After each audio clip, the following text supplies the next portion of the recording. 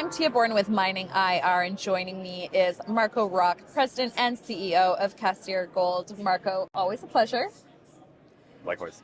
Another busy conference. This is day one of VRIC in Vancouver at the Convention Center.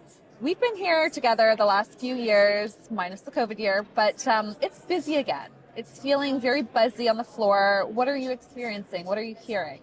Yeah, so it's I can clearly see that it's more people, which is great to see. I think we had another interview last week, and we were talking about how we're seeing some interest returning to the sector, which is great to see.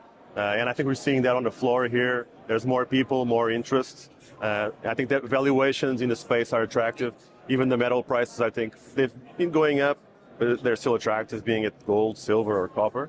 And I think people are realizing how kind of undervalued the kind of the precious metals or the mining sector is, and we're seeing a lot of activity, and that's great to see. So hopefully it keeps going.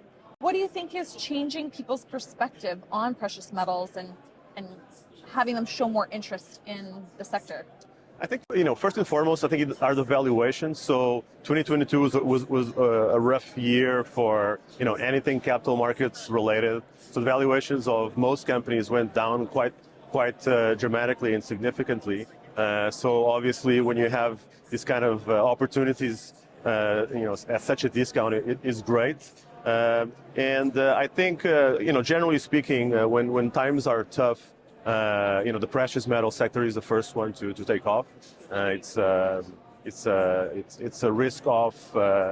It's a sector that attracts risk off sentiment, and I think we're seeing people coming into the space looking for kind of a safe haven opportunity. And again, the valuations are attractive, and when you compare it, like the other day, I was looking at some comparisons. You look at the main ETFs, for example, the GDX or the GDXJ, the GDX focusing most on the producers, or the GDXJ focusing most on the juniors.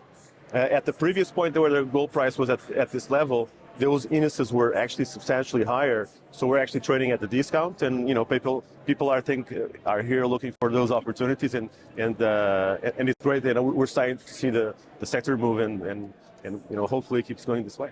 Now, this is an investor-based conference. What are you hoping to get from being here? And what are the conversations going to look like for you?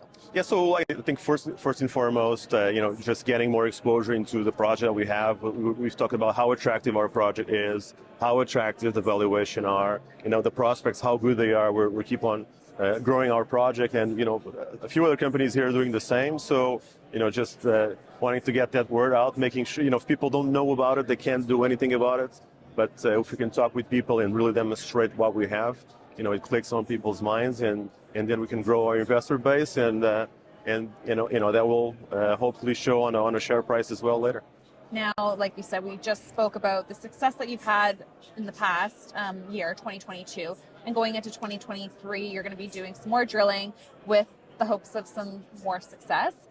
What can you give us a high level of what you're looking forward to most for 2023? Absolutely. So last year we drilled 23,000 meters, our largest drill campaign to date.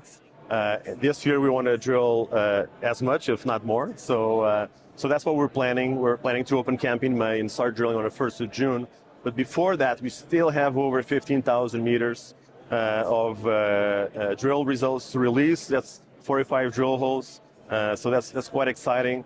Especially when you consider that the previous season we had an 11,000 meter drill program, and on the back of that, our share price moved, from the 50 cents to nearly $1.50. So hopefully we can replicate that kind of share price success. But more importantly, the project on the ground, the value is growing. We're expanding mineralization.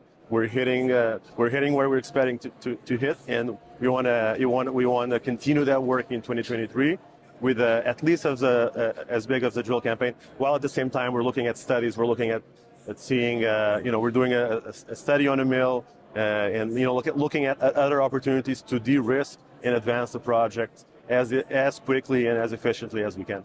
Marco, big question for you. Why should investors invest in Castier? Well, that's a long answer. But we have a foundational resource, 1.4 million ounces right at surface. It's expanding and it's growing. We also have the Cassiar South high-grade veins. We have a wealth of infrastructure. We have mine permits. We have Highway 37 coming through us. We have fully owned and permitted mill. We have 25 kilometers of underground working, and we have an excellent team supporting all of this great asset that we have.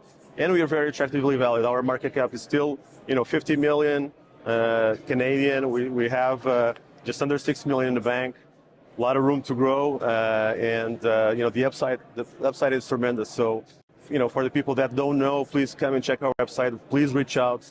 We'll love to share the opportunity that we have, and hopefully we can all benefit from that. I'm sold. Cassiar Gold, Marco Roque, President and CEO. Thank you so much for joining me, Marco. Thank you, T. It's a pleasure to be here.